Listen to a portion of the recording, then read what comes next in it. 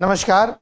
Madhya Pradesh daily current updates में आपका स्वागत है। आज हम बात करेंगे महामहिम राष्ट्रपति द्रौपदी मुर्मू जी की मध्य प्रदेश यात्रा पर। मध्य प्रदेश की इस यात्रा पर द्रौपदी जी 5 दिन में अलग अलग जगहों पर विजिट करेंगी और जहां जहां वे समारोह में भाग लेंगी हम उन्हें सब विस्तार से देखेंगे, क्योंकि इनसे पहले जब उनकी मध्य प्रदेश यात्रा हुई थी, जो समारोह में उन्होंने भाग लिया था, मध्य प्रदेश लोक सेवा आयोग ने उस पर प्रश्न पूछे थे। तो इस बार भी हम इसे डिटेल्स में देखेंगे। लास्ट में हम बात करेंगे द्रौपदी मुर्मू जी की, वे कौन से नंबर की राष्ट्रपति भारत की नियुक्त हुई। इसके बाद हम सिकल सेल के बारे में बात करेंगे और अंत में योग दिवस पर भी बात होगी।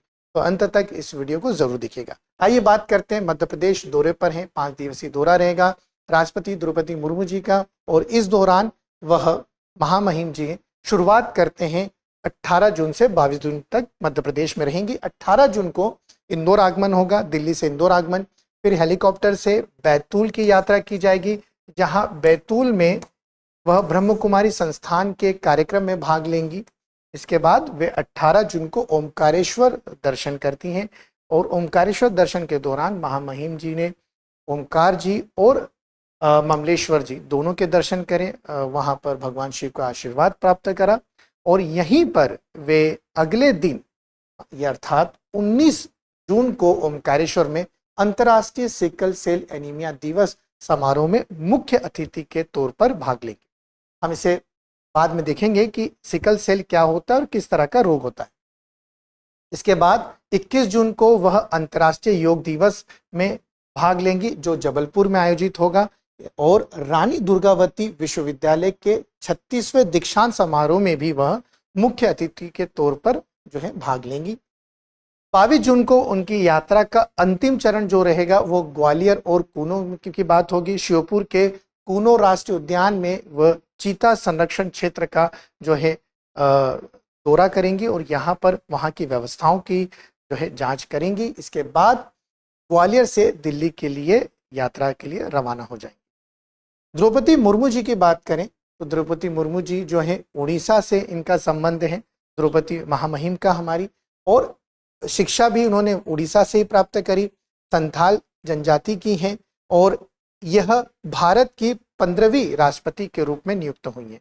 तो आपको एग्जाम पॉइंट ऑफ व्यू से कई बार पूछा जाता है कि प्रधानमंत्री का नंबर बताइए, राष्ट्रपति जी का नंबर बताइए, तो याद रखना है कि द्रौपदी मुर्मू जी जो महामहिम है हमारी, वो 15वीं राष्ट्रपति के रूप में पद ग्रहण करती हैं, ये आपको याद रखना है। इसके बाद विश्व सिकल सेल दिवस की बात करते हैं। प्रत्येक यह 19 जून को मनाया जाता है। संयुक्त राष्ट्र महासभा ने इसकी घोषणा करी थी 2008 में, इसे मनाया जाएगा और पहली बार इसे सेलिब्रेट किया गया, इसे मनाया गया, मतलब जागरूकता के रूप में इसे सेलिब्रेट किया जाता है 19 जून 2009 को। सिकल सेल एक गंभीर बीमारी है। इसमें क्या होता है, हमारे रक्त के अंदर पाए जाने वाली जो रेड ब्लड कॉर्पुसल्स हैं, आरबीसी जिसे कहा जाता है, वो सामान्य और लचीली होने के बजाय कठोर हो जाती है और अर्धचंद्राकार, हंसे के आकार की या क्रिसेंट शेप की हो जाती है, जिसके कारण हमारी जो रक्त बहाव की गति है वो बाधित होती है और फिर हमें असहनीय दर्द होता है। ज्यादातर यह रोग नवजात शिशुओं में देखा जाता है। बात करते हैं अंतर्राष्ट्रीय योग दिवस, जो प्रत्येक वर्ष 21 जून को मनाया जाता है। इसकी घोषणा 2014 में हुई थी और पहली बार जो योग दिवस है ये मनाया गया था 2015 में, फर्स्ट सेलिब्रेशन हुआ था। अब बात करते हैं कि 21 जून ही क्यों चुना गया। 21 जून इसलिए चुना गया क्योंकि उत्तरी गोलार्ध में इस दिन सबसे लंबा दिन होता है। तो इसकी वजह है कि सूर्य की किरणें लंबवत होती हैं कर्क रेखा पर, मतलब ट्रॉपिक ऑफ कैंसर पर परपेंडिकुलर बनती है और इसे समर सॉलिस्टाइस कहा जाता है। आइए इस पे नजर मारते हैं कि यह ग्रीष्म संक्रांति या समर सॉलिस्टाइस कहा जाता है, जो 21 जून की पर बनता है और कर्क रेखा पर सूर्य की किरणें लंबवत होती हैं और इसी समय उत्तरी गोलार्ध में सबसे लंबा दिन होता है। और सेम चीज जब नीचे ट्रॉपिक ऑफ कैप्रिकॉर्न की बात करेंगे तो वहां पर 22 दिसंबर को सूर्य लंबवत होते हैं और दक्षिणी गोलार्ध में सबसे लंबा दिन होता है और उत्तरी गोलार्ध में सबसे लंबी रात। अब आपकी बारी है, मुझे कमेंट करके बताइए कि अंतर्राष्ट्रीय योग सिटी, इंटरनेशनल योगा सिटी किसे डिक्लेयर किया गया है। जय हिंद, जय भारत।